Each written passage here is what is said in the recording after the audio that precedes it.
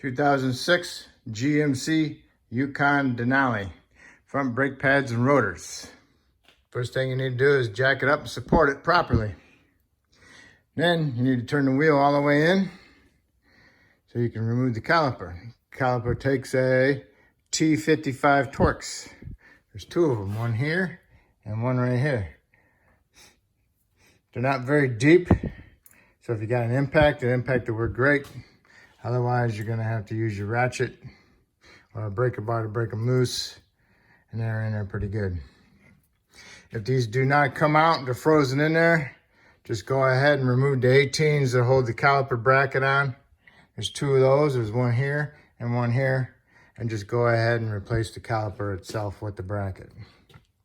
But if they come loose and you just pull them out and they look like that, there's no rubber on them, so there's no top and bottom. Just clean them off and put some new Seal Glide on them when you go back together. Next, you want to pry up your caliper with a screwdriver, flat blade, pull it up, get it out of there.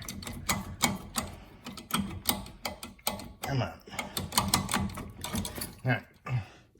And then you want to inspect your brake line. Make sure it don't have any cracks in it. All the way around. Go over to here. Most likely they're going to crack right here on this piece.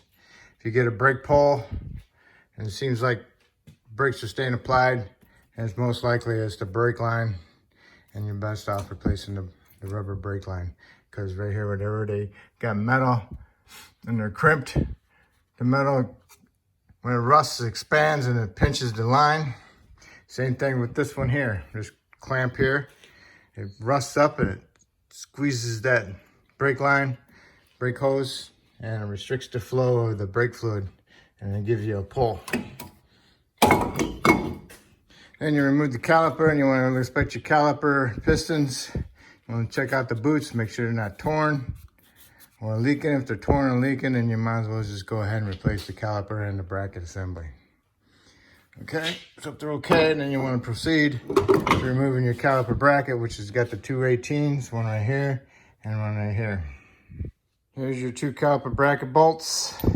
Here's your caliper bracket. You want to remove your pads. And you want to remove your hardware, your bundle clips, or whatever they call them. The surface underneath those hardware bundle clips, you need to clean it up, get all that rust out of there, and then you need to paint it. You need to clean that surface and that surface. Okay. All right. Get it cleaned up. I use a angle grinder with a disc on it. Helps out. It's almost impossible to do a good brake job without an air compressor and air tools. So if you're gonna do your own stuff, you might as well start investing in some air compressor and some air tools. All right, next now I'm gonna do is paint these, and then while that paint's drying, I'm gonna remove my rotor. Most likely your rotor is bonded onto the hub. You can spray it with some penetrant, let it soak, or you can just get a decent sized sledgehammer.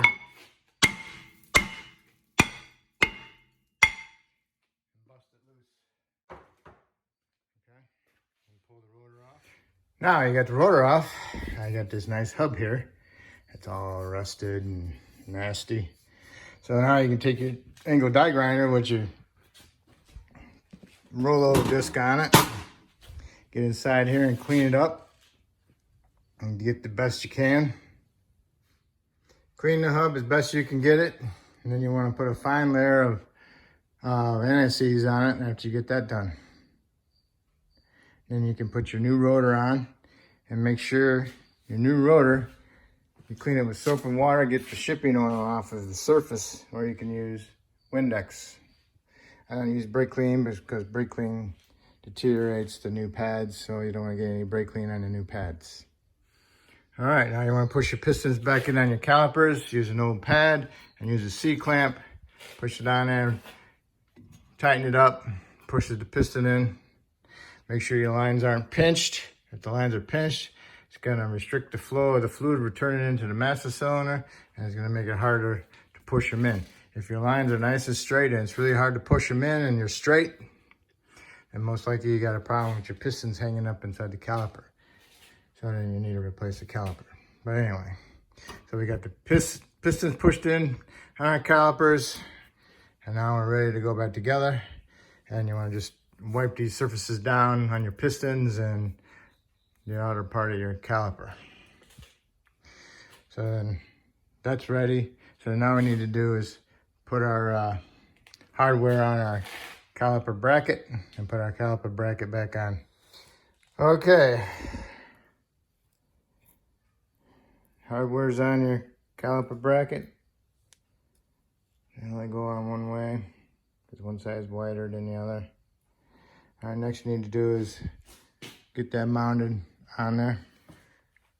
Okay, I put a pair of vice grips on there lightly just to hold the rotors straight so I can evenly get my bolts started. Helps me out a little bit. All right, now that you got your caliper on, you want to torque those bolts to 80 foot-pounds. Now that you got them tightened to 80 foot-pounds, you want to put your pads on.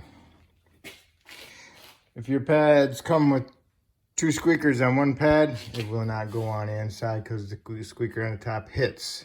So what you want to do is put this pad on the outside. You want to feed it in there at an angle, get it lined up, push it on, just like that. Same thing with the inner pad. Now the inner pad, you grab your pads, you want to make sure that you got the squeaker on the bottom, if you can, because it goes towards the rotation. The rotor rotates like that, so the rotation is going to hit it. So stick it in there, boom, just like that. Okay. That's the importance of cleaning up your caliper brackets and getting all the rust out from underneath there. It helps keep your pads from locking up in the future or on installation. Okay, now you need to do is put your caliper on, wipe off your slide pin bolts and put some new Seal Glide on the slide pins, wipe it all over them. Do not pack this with grease because it makes it so you can't compress it. So just wipe the pins with new grease and put a little bit of anti-seize on the threads.